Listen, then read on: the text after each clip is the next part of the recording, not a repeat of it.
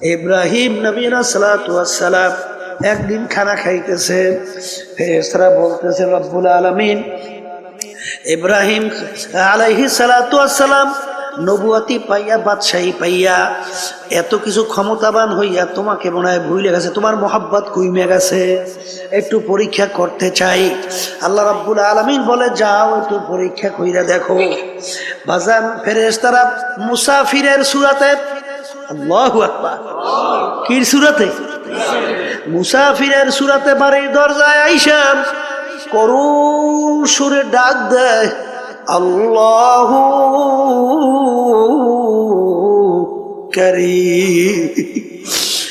ইব্রাহিম আলাইহিস সালাতু ওয়াস সালাম খানা খায়, যখন তিনি শুনলেন আল্লাহু কারীম, বাজান পাগলের মতো হয়ে গেছে। আমার মাশুক মাওলার নাম কে উল্লেখ করলো, কে আমার মাশুক মাওলার নাম নিল। ভাত খানা পাশে রাখা পাগলের মতো দৌড় মারলো, দৌড় দিয়া বাড়ির দরজায় দেখে মুসাফির রাস্তার পথিক। বলে ভাই তুমি আমার মাশুক মাওলার নাম আলোচনা উল্লেখ করছিলা, তুমি আমার মাশুকের নাম নিয়ে তুমি ডাক দিছিলা, তুমি আর একবার একটু আমার মাশুক মাওলার নাম শোনাও। পথিক বলতেছে হুজুর আমি একবার বলছি, আর একবার যদি আপনার মাশুক মালিকের নাম শুনাই আপনার বিনিময়ে আপনি আমাকে কি দেবেন? কলে আমার হাজার হাজার দুম্বা সব তোমাকে আমি দান করিয়া দিলাম, একবার একটু শোনাও। আবার মুসাফির করুণ সুরে ডাক দিয়ে বলে আল্লাহু কারীম। বাজান মাশুক মাওলার নাম যতবার শোনে ততই তার কাছে মধুর মতো লাগতে আছে। বাজান আপনি যাকে মোহাব্বত করেন তার কথা যত বারবার তোমার সামনে আলোচনা করা হয় তোমার কাছে ততই ভালো লাগে। ঠিক আল্লাহ তো দাবি করছে না, ওয়াল্লাযীনা আমানু আশাদ্দু হুব্বান লিল্লাহ, যারা মুমিন সব জিনিসের চেয়ে আমি মালিককে বেশি মোহাব্বত করে। বলে হুজুর মুসাফির আর একবার আমার মাশুক মাওলার নামে একটু শোনাও। হুজুর বিনিময় কি দেবেন? কলে আমার হাজার হাজার উট সব তোমাকে আমি দান কইরা দিলাম। আবার ডাক দিয়ে বলে আল্লাহু কারীম। যত বলে ততই তার কাছে আরো মজা মজা লাগে, কারণ মোহাব্বতি লোকের নাম অন্যের মুখে শুনতে আরো ভালো লাগে। বাজার এখন বলতে বলতে তার সব মাল সম্পদ দেওয়া হয়ে গেল। আবার একটু শোনাও এর বিনিময় কি দেবেন? আমার তো আর কিছু নাই, আমি তোমার সঙ্গে ওয়াদা করতেছি আমি ইব্রাহিম যতদিন বাইচা থাকবো ততদিন আমি তোমার গোলামি করতে থাকবো। তবু তুমি একটু আমার মাশুক মাওলার নাম শোনা। তখন ফেরেশতা বলতেছে হুজুর আমি কোন রাস্তার ফকির মুসাফির না, আমি মাওলার ফেরেশতা আসছিলাম আপনার কাছে পরীক্ষার জন্য। শোনেন শোনেন আপনার মাশুক মাওলার নাম যত মনে চায় শোনেন। বাজান তখন আল্লাহর নাম মন মতো শুনাইল। বাজান বাজান যার কলব স্বচ্ছ তার মালিকের নাম শুনতে মজা লাগে। জোরে বলে কথা ঠিক না বেঠি? যত মাখলুকাত আল্লাহ সৃষ্টি করছেন এর ভিতরে সবচেয়ে 18,000 কম বেশি মাখলুকাতের ভিতরে নিকৃষ্ট জানোয়ারের নাম হলো শূকর। নিকৃষ্ট জানোয়ারের নাম কি? শূকরের নাম শোনেন নাই? এই আল্লাহর বান্দা শূকরের চামড়া আপনি যত কায়দা দাবাগাত করেন প্রসেস করেন শূকরের চামড়া কোনোদিন পাক হয় না। কুকুরের চামড়াও কিন্তু আপনি দাবাগাত করার পরে প্রসেস করার পরে পাক হয়, কিন্তু শূকরের চামড়া কিন্তু কোনোদিন পাক হয় না। আর একটা চামড়া আছে মানুষের চামড়া, শরীরে থাকলে পাক, বাহিরে গেলে না পাক। কথা বোঝেন? শূকরের চেয়েও এক শ্রেণীর মানুষ আছে কি খারাপ। কে বলছেন? জোরে কোন? শাররুল বারিয়া, কুত্তা শিয়াল শুয়োরের চেয়েও খারাপ। দেখেও দেখবে না, বুঝাও বুঝবে না, শুইনাও শুনবে না। এই শ্রেণীর মানুষগুলো কুত্তা শুয়ারের চেয়েও খারাপ। কথা ঠিক? এই জন্য আমার বাজানদেরকে বলবো, বোঝার জন্য আমি সংক্ষেপে দুই একটা আলোচনা করি। কোরআনুল কারীম আমাদের মাঝে এখনো আছে? মুখ খুলে কথা বললেন, নাহলে ভিতরে ঢুকবে কিভাবে? লক্ষ লক্ষ কিতাব, বই, পুস্তক। আল্লাহর বান্দার আমাদের মাঝে আছে না নাই? আছে। সংক্ষেপে বলি, যারা একটু ইংরেজি বাংলায় শিক্ষিত হইয়া ধরাকে সরা জ্ঞান মনে করেন না, ওলামায়ে কেরামদেরকে গালি দেন, সুযোগ পাইলে মারতেও চান, কথা বলেন না কেন? এবং বিভিন্ন সময় গালিও দেন। আবার মাঝে মধ্যে আরেকটু বাইরে বলে ওলামায়ে কেরাম হুজুর সমাজের ফেজা বোঝা, জোরে বলেন নাউজুবিল্লাহ। আবার আরেকটু বাইরে কয় হুজুরের এই দেশটারে খাইল, আছে না? আল্লাহর বান্দারা, দেশের প্রেসিডেন্ট থেকে শুরু করিয়া এলাকার চৌকিদার পর্যন্ত কোন পদে কোন জায়গায় হুজুরের আছে? কথা কইয়েন। দেশ চালানোর কোন ক্ষেত্রে হুজুরের আছে? তা দেশ চালাইলো ওরা, দেশ হুজুরেরা খাইলো কেমনে? হ্যাঁ, দেশ চালাইলো খাজুরেরা, দেশ চালাইলো কারা? দেশ হুজুররা খাইলো কেমনে? দেশ যে কারা খাইছে হ্যাঁ তো আমরা পেপার পত্রিকা বিভিন্ন কায়দায় দেখলি বুঝি। শুধু দেশ খায় না, খাইয়ে যোগাযোগ বানাইছে, ঠিক না? আর কত বড় নিকৃষ্ট ঘিনফি তো নাই। রিক্সাওয়ালা আমার বাজানরা রাস্তায় রিক্সা চালায়, মাথার ঘাম গরমে পায় পড়ে। এই রিক্সারও একটা ভ্যাট ট্যাক্সের টাকা সরকারি ফান্ডে জমা হয়। এই পশুমার কারা আজকে ক্ষমতার বলে এই টাকাটা পর্যন্ত সরকারি ওরা লুটপাট করে খায়। আবার বলে আমি অমুক, আমি সমুক। তুমি কিসের অমুক সমুক? তুই একটা নিকৃষ্ট, তোর সে নিকৃষ্ট দ্বিতীয় আর দুনিয়ায় থাকতে পারে না। মনে করে তুই অমুক টমুক সমুক, তুই আবু জাহিলের মতো। আবু জাহাল শব্দের অর্থ মূর্খের বাপ, মূর্খের বাপ শব্দের অর্থ কি? কোন বাপ তার সন্তানের নাম মূর্খের বাপ রাখে না। ইতিহাস পড়লে দেখবে যে তার উপাধি ছিল আবুল হেকাম, বুদ্ধিমানের বাপ। কিন্তু আল্লাহ এবং আল্লাহ রসুল তার উপাধি দিছে, কইতে পারেন না মূর্খের বাপ। কারণ কি? দুনিয়া স্থায়ী না ক্ষণস্থায়ী? আখেরাত। তাই যে ক্ষণস্থায়ী জিন্দেগির পিছনে পড়ে আখেরাতের স্থায়ী জিন্দেগি ধ্বংস করবে, সে জ্ঞানী না বোকা? এই বোকাদের নেতৃত্ব দেয় আবু জাহাল মার্কায়রা। এই জন্য আল্লাহ এবং আল্লাহ রসুল ওর নাম রাখছে আবু জাহাল, মূর্খের বাপ। ঠিক কিনা? ওর তো খবর নাই ও যে মূর্খের বাপ হইয়া ও যে আবু জাহাল মার্কা হইয়া রয়েছে, এ খবর ওর নাই। বলে কথা ঠিক কিনা? এই জন্য যারা মানুষ, আমি আগেই বলছি, ইল্লা মান আতাল্লাহ বিকলবিন সালিম।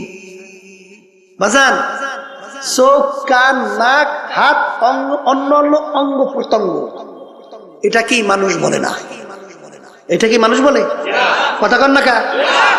যদি এইটাই মানুষ হইতো, দেখবেন সমাজের ভিতরে এক শ্রেণী মানুষ ওর অত্যাচারে, ওর আচরণে, এই ওর বিভিন্ন জুলুমে মানুষ অতিষ্ঠ হইয়া এক পর্যায়ে মন্তব্য করে যে ওই লোকটা কুত্তার চেয়েও খারাপ। করে? আছে? আবার এক শ্রেণী মানুষ দেখবেন তাদের আচরণ এত ভালো, তাদের ব্যবহার এত ভালো, মানুষ এক পর্যায়ে তাদের ব্যবহারে খুশি হইয়া মন্তব্য করে লোকটার চরিত্র ফেরেশতার মতো। আচ্ছা বলেন, যার ব্যাপারে বলছে কুত্তার চেয়ে খারাপ, ওর হাত কয়টা? আর যাকে বলছে ফেরেশতার মতো, ভালো করে বোঝেন, ভালো করে বোঝেন। এই যারে বলছে কুত্তার চেয়ে খারাপ, ওর পাও কয়টা? আর যাকে বলছে ফেরেশতার মতো, কোন অঙ্গ প্রত্যঙ্গে পার্থক্য কি আছে? তাহলে কোন জায়গায় যেন একটা পার্থক্য আছে? বলেন বলেন, কোন জায়গায় যেন একটু?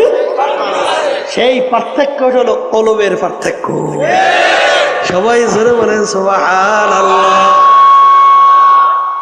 কিসের পার্থক্য? এই বাজান। আর আল্লাহ রাব্বুল আলামিন এই যে কোরআনুল কারীমে আমি আয়াত শরীফ তেলাওয়াত করেছি, এই আয়াতের ভিতরে আল্লাহ রাব্বুল আলামিন বেহেশতে যাওয়ার জন্য শর্ত লাগাইছেন। কি শর্ত? যার কলব পরিচ্ছন্ন হবে, যার কলব সুস্থ হবে, যার কলব ভালো হবে, সেই একমাত্র আমার বেহেশতে জায়গা পাবে। আর যার কলব পরিচ্ছন্ন হবে না, যার কলব রোগাগ্রস্ত হবে, আল্লাহ রাব্বুল আলামিন বলেন ওর জন্য হসপিটাল রাখলাম আমি জাহান্নাম। সবাই জোরে বলেন নাউযুবিল্লাহ। এখন আমার বাজানদেরকে বলবো, এই কলব পরিষ্কার না কইরা যদি কেউ আল্লাহর দরবারে হাজিরা দেন, বেহেশতে যাইতে পারবে? তাহলে আল্লাহর কালাম মিথ্যা হয়ে যায় না? কি জোরে কর না? হয় কি হয় না? এখন কলব পরিষ্কার করবেন কেমনে? কলবের রোগটা কি এইটা বোঝা লাগবে। এটা কি? এটা কি লাগবে?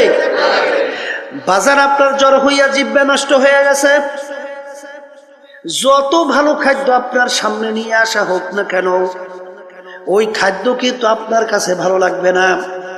মুখের ভিতরে দেবে, বলবে কি খাদ্য নিয়ে আসছো? তিতা। কি? এই আল্লাহর বান্দারা, পর্দা আলে মা বোনেরা, এটা কি খাদ্যের দোষ না তোমার জিহ্বার দোষ? যদি তুমি ঘাউরমি কইরা বলো আমার জিহ্বা ভালো আছে, খাদ্য নষ্ট হয়ে গেছে, তখন তোমার কপালটা পড়ছে। কপালটা। আর যখন সবাই বলতেছে এ আল্লাহর বান্দা খাদ্য কিন্তু ভালো আছে, রোগ হইয়া নষ্ট হয়ে গেছে, তুমি এখনো কেন বসে আছো? যাও, তাড়াতাড়ি যাও, হসপিটালে ভর্তি হও, ডাক্তারের পরামর্শ নাও, প্রেসক্রিপশন অনুযায়ী ঔষধ খাওয়া শুরু করো। কি জোরে বলেন কথা ঠিক কিনা? যার কপাল ভালো সে কিন্তু বাজান ডাক্তারের কাছে যাইয়া পরামর্শ নেবে, আর যার কপাল খারাপ সে কিন্তু পরামর্শ নেবে না। ও কিন্তু রোগ আক্রান্ত হইয়া হার্টে অ্যাটাক করে মারা যাওয়ার সম্ভাবনা। কথা ঠিক নেবে? ঠিক ঠিক বাজান। তোমার আমার কলব স্বচ্ছ ভালো আছে কিনা কিভাবে বুঝবা?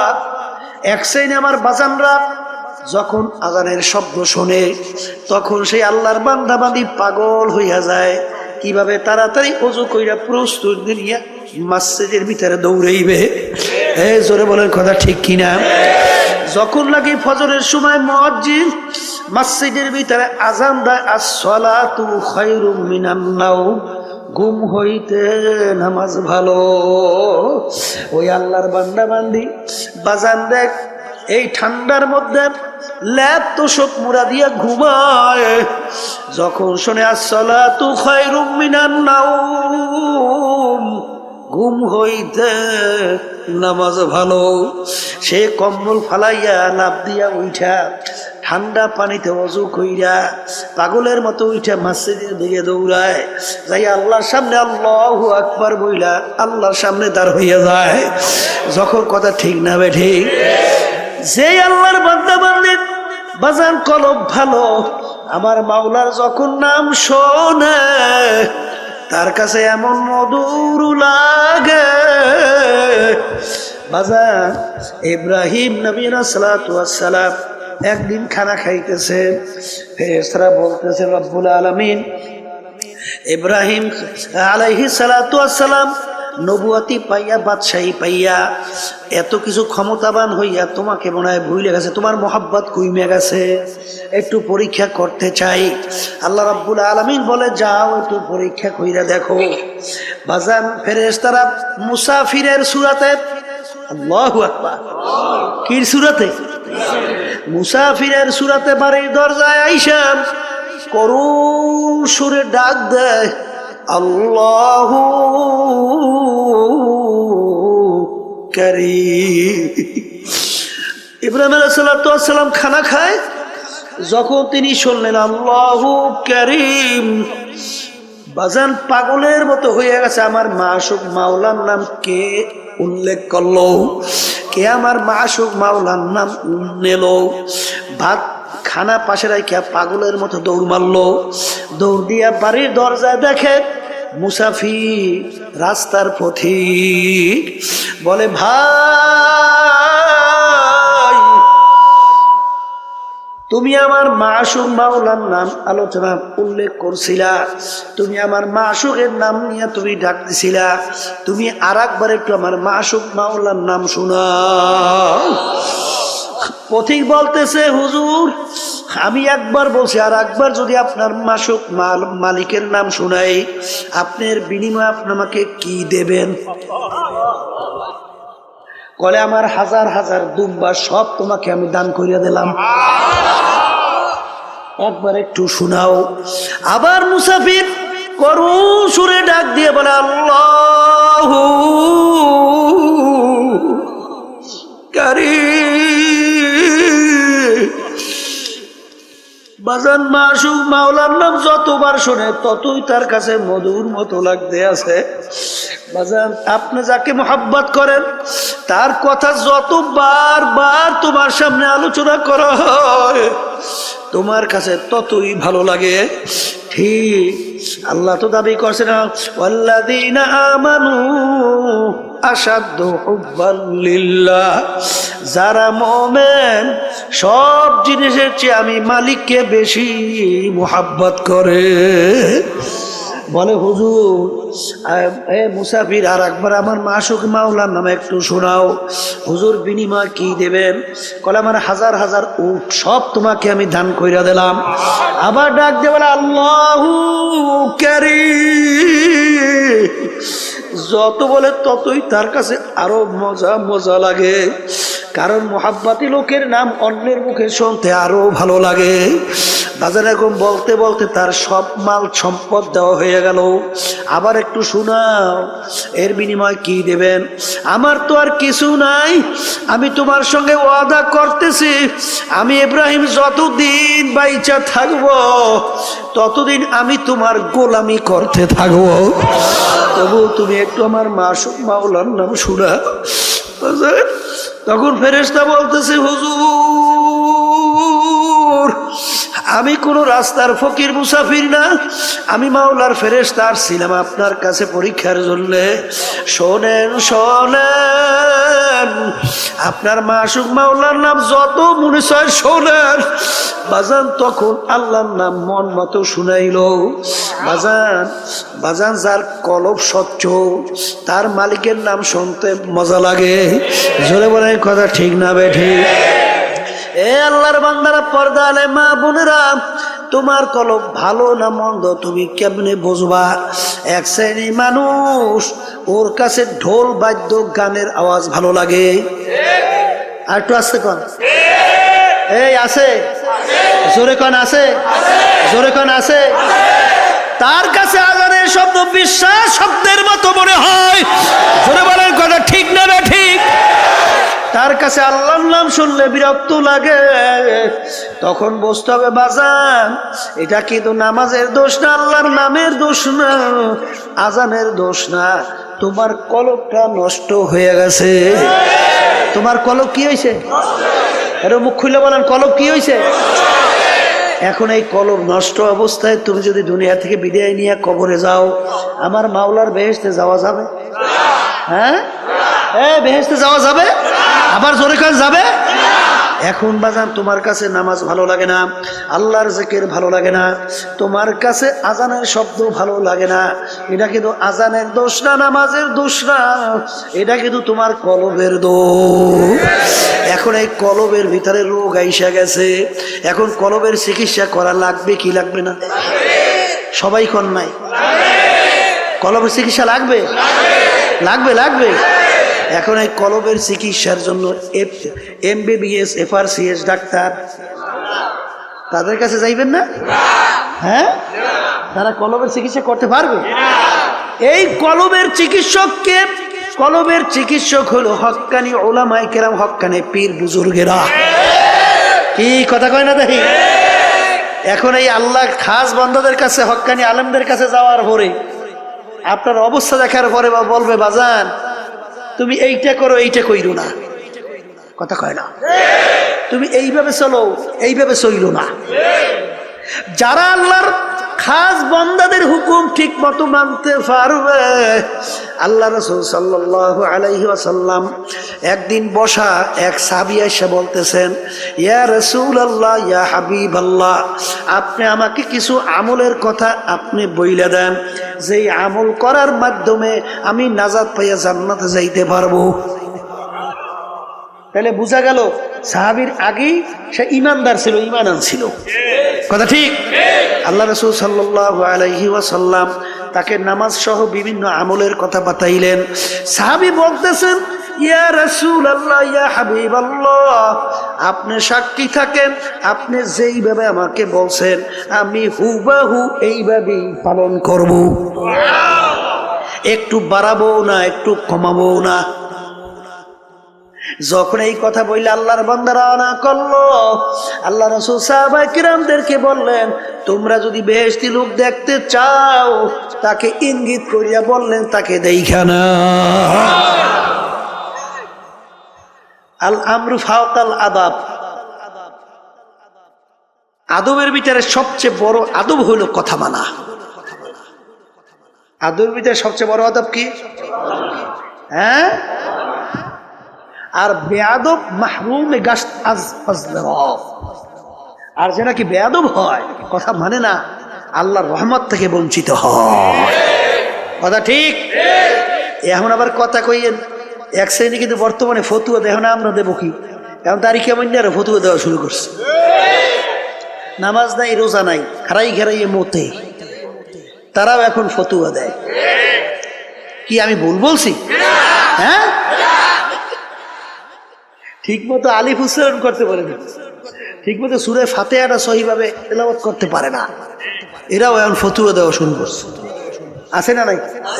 কে আপনারা বাংলাদেশে আধুনিক যুগে বুঝি টের পান না? ট্রাক্টর পান না? কি ট্রাক্টর পান না? গেছি পাইছেন না? হ্যাঁ, ফতুয়া দেওয়া শুরু করছে। ফতুয়া মানে মতামত। মতামত দেবে কোরআন এবং হাদিসের সঙ্গে না মিললে মেলা লাগবে না, না তোমার নিজের মতামত। হ্যাঁ, ফতোয়া মানে রায় প্রদান করা। আপনি রায় দেবেন কোরআন এবং হাদিসের বাইরে না কোরআন এবং হাদিস অনুযায়ী? হ্যাঁ, মেলা লাগবে না? না লাগবে না? বর্তমানে একদল ভাই এসে ফতোয়া দেয়। আল্লাহ মাফ করেন, আল্লাহ আপনি মাফ করে দেন। আল্লাহুম্মা আমিন। এই জন্য আমার বাজানদেরকে বলবো, বাজান আমাদের এই তরিকার নাম হলো চিশতিয়া সাবিরিয়া তরিকা। এই তরিকার 5টা ঔষধ আছে। আমার আব্বাজান দাদাজান বাজান চ্যালেঞ্জ করে বলতেন, বাজান তোমাদের সঙ্গে কোনো ঝগড়া নাই, মারামারি নাই, কাটাকাটি নাই, তোমরা কিছুদিন ঠিক মতো ঔষধ পালন করে দেখো, দেখবা তোমার আমার আগে নামাজ ভালো লাগতো না, এখন আজান দিলে আল্লাহর ফজল করবে, নামাজ পড়ার জন্য পাগল হইয়া যায়। আগে রোজা ভালো লাগতো না, এখন জীবন গেলেও রোজা ছাড়তে পারে না। আগে মিথ্যা কথায় অভ্যস্ত, এখন আল্লাহর ফজলে জীবন গেলেও মিথ্যা কথা বের হয় না। আগে বিভিন্ন জুলুমের ভিতরে লিপ্ত ছিল, এখন আল্লাহর ফজল করমে জুলুমের কাছেও যায় না। আপনাদের এলাকায় 2-1 নাই? এই 1 2 হাজার হাজার, কথা বলেন না? আর বাজানদেরকে বলবো, যদি আল্লাহর কুতুব চরমুনাইর এই তরিকার এই প্রেসক্রিপশন আপনার কাছে ভালো না লাগে, বাজান যে কোনো একজন হক্কানি আলেম, একজন হক্কানি পীর বুজুর্গ, একখানি বাজান সহি তরিকার উপরে কোরআন এবং হাদিস অনুযায়ী আপনাকে রাস্তা যারা বাতাইবে। আমাদের উদ্দেশ্য হইল কলবের রোগ সাইরা, চোখে পানি নিয়ে আল্লাহর হুকুম নবীর তরিকা অনুযায়ী চইলা, তারপর কলবকে স্বচ্ছ করে মাওলার দরবারে হাজির হওয়া। কি জোরে বলার কথা ঠিক কিনা? কলবের রোগের ভিতরে উল্লেখযোগ্য একটা রোগের নাম বলে হিংসা। হিংসা কাকে বলে? পরে উন্নতি দিকে সহ্য করতে না পারা, পরে উন্নতি দিকে সহ্য করতে না পারা, এইটার নাম কি? হিংসা। আর একটা রোগের নাম হলো তাকাব্বুরি। তাকাব্বুরি হলো সমস্ত এই রোগের মূলের ভিতরে মাথার রোগ হলো তাকাব্বুরি। মানে আমি ভালো, আমি বড়, আমি অমুকের সে ভালো, আমি অমুকের সে বড়। কথা ঠিক কিনা? একটা নম্বর রোগের নাম হইল হুব্বে যা হুব্বে মাল, মালের মহব্বত, সম্মানের মহব্বত। আছে? পদের মোহাব্বত আছে? কথা কন না কা? এই রোগগুলো অন্তর থেকে দূর করা লাগবে। কেমনে দূর করতে হইবে? এই যখন নাকি হক্কানে তরিকে আল্লাহর কুতুবদের কাছে যাবেন, তখন দেখবেন আল্লাহর ফজল করবে আপনাকে ঔষধ কোরআন এবং হাদিস অনুযায়ী বাতাইয়ে দেবে। আপনি পালন করলেই আল্লাহর ফজলে দেখবেন দিন আর দিন আপনার দিল আল্লাহর ফজলে স্বচ্ছ হইতে থাকবে। এর হাজার হাজার প্রমাণ বাংলাদেশ তামাম দুনিয়ার ভিতরে আছে না নাই? আছে আছে। আমার ভাইদেরকে বলবো, পর্দা আলে মা বোনদেরকে বলবো, এক শ্রেণী আমার বাজানরা আছে কোরআন এবং হাদিসের সঙ্গে মেলে বা না মেলে, তারপরেও সেই পথ সেই মত ছাড়তে পারে না। যেরকম আছে না? শুনছিলাম এক বেদাতি, মানে নামাজ নাই, রোজা নাই, পর্দা নাই, সুন্নাত নাই, কোরআন এবং হাদিসের সঙ্গে তার কার্যক্রম কোনো মিল নাই, কিন্তু তারপরেও সেখানে দৌড়াদৌড়ি করে বলে, বাজান আপনাদের পীর যে নামাজ, বাবা যে নামাজ পড়ে না, পর্দা যে নাই, সুন্নাত যে নাই, আপনি তারপর পিছনে দৌড়ান কা? কলে থুন ফালাইয়া বাবার কথা যদি জাহান্নামে যাওয়া লাগে যাব। জোরে চিৎকার মেরে বলে নাউজুবিল্লাহ মিন যালিক। এই ব্যাপারটা কেমন বুঝলেন? ব্যাপারটা তো সহজ মনে করিয়েন না।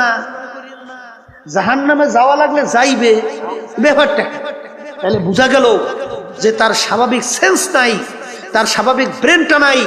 তাকে জাদুর মাধ্যমে ব্রেনকে বিভিন্ন কায়দায় উল্টেই ফুলটেই ফেলাইছে। আর হাদিসের ভিতরে আসছে, আল্লাহ রাসূল সাল্লাল্লাহু আলাইহি ওয়াসাল্লাম বলছেন, আস-সিহরু হাক্কুন, জাদু সত্য। যখন তুমি দেখবা, এই মিয়া আপনার চোখের ডাক্তার, চোখের রোগ হইছে, আপনি কি চোখের ডাক্তারের কাছে যাইবেন না পেটের বিশেষজ্ঞের কাছে যাইবেন? আপনার পেটের রোগ হইছে, পেট বিশেষজ্ঞের কাছে যাইবেন না চোখ বিশেষজ্ঞের কাছে যাইবেন? হ্যাঁ, আচ্ছা আপনি বেহেশতে যাইবেন, জাহান্নামের পথ কোনটা, বেহেশতের রাস্তা কোনটা, এটা কোরআন এবং হাদিসের বাহিরে কোনো বেহেশত এবং জাহান্নামের রাস্তা আছে? আচ্ছা, এই সম্পর্কে ডাক্তার কারা? হক্কানি ওলামায়ে কেরাম না বিভিন্ন কায়দায় ইংরেজি ফরণ্যারা? কথা কয় না? হ্যাঁ, যারা নাকি বিভিন্ন ইংরেজি ফরিয়ে টুরিয়ে বিভিন্ন মাঝে মধ্যে একটু ভতুয়া দেয়, বিভিন্ন কায়দা কায়দায় আপনাকে জান্নাতে নিয়ে যাই চায়, তাইলে রুগীও মরবে, হেডাও মরবে। কি কথা কন না কা? বুঝা পাবারাই তুই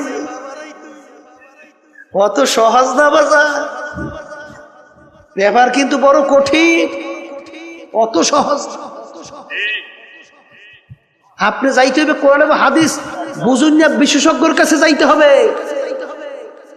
তারপরে আপনি যদি না যান, তারপরে যদি সেই বাবাদের কাছে যান, সেই মুরব্বীদের কাছে যাইয়া কোরআন এবং হাদিসের সঙ্গে সাহাবায়ে কেরামদের সঙ্গে মিলুক বা না মিলুক, তারপরে আপনি দৌড়দৌড়ি করতেছেন, তাহলে বুঝতে হবে আপনার জেহেন ঠিক নাই। তাহলে জাদুর মাধ্যমে আপনার জেহেনকে পরিবর্তন ঘটাই বলাইছে। আল্লাহ রাসূল সাল্লাল্লাহু আলাইহি ওয়াসাল্লামকে জাদু করে নাই? কথা কয় না কা? আল্লাহর নবীকেও জাদু করছে, অত সহজ মনে করিয়েন না। আস-সিহরু হাক্কুন, জাদু সত্য। জোরে বলেন কথা ঠিক না বে ঠিক? এই জন্য আমার ভাইদেরকে বলবো, পর্দা আলে মা বোনদেরকে বলবো, বাজান কোনো দলাদলি বুঝি না। আমার আব্বাজান রাহমাতুল্লাহ আলাইহি বলতেন, এ দুনিয়ার মানুষ শোনো, আমি ফজলুল করিম দুনিয়ার থেকে বিদায় নিয়া কবরে যাওয়ার পরে ফুলের মালা একটার পর একটা গাইথা তোমরা যদি আমার কবরকে ভইরা রাখো, আর আমার মাওলা যদি আমাকে কবরে মাপ না করে, ওই ফুলের মালা আমার কিছু আসে যায় না। আর তোমরা যদি জুতার মালা একটার পর একটা গাইথা আমার কবর যদি তোমরা আমাকে ভইরা রাখো, আর আমার মাওলা যদি আমাকে কবরে মাপ কইরা দেয়, ওই জুতার মালা আমার কিছু আসে যায় না। এই জন্য আমার বাজানদেরকে বলবো, পর্দা আলে মা বোনদেরকে বলবো, আমার আব্বাজান বলতেন, আমি দল দিয়া কি করব, আমি টাকা দিয়া কি করব, আমি সম্পদ দিয়া কি করব, আমি বিভিন্ন অমুক টমুক সমুক দিয়া কি করব, আমি পীরগির দিয়া কি করব। কারণ কবরের প্রশ্নের উত্তর আমার দেওয়া লাগবে, আমার কবরের প্রশ্নের উত্তর আমার দেওয়া লাগবে। খোদা না খাস্তা কবরে যদি প্রশ্নের উত্তর আমি ঠিক মতো দিতে না পারি, আল্লাহর হাবিব বলছেন আল কবরু রাউযাতুম মিন রিয়াজিল জান্নাহ আও হুফরাতুম মিন হুফারিন নার। এ আমার উম্মতরা, কবর দেখো, এই কবর কিন্তু আসল কবর না, কোন আল্লাহর বান্দা বান্দির কবর একটা বেহেশতের বাগান হইয়া যাবে। আল্লাহ আপনি আমার জন্য আমাদের সবার জন্য কবুল করে নিয়ে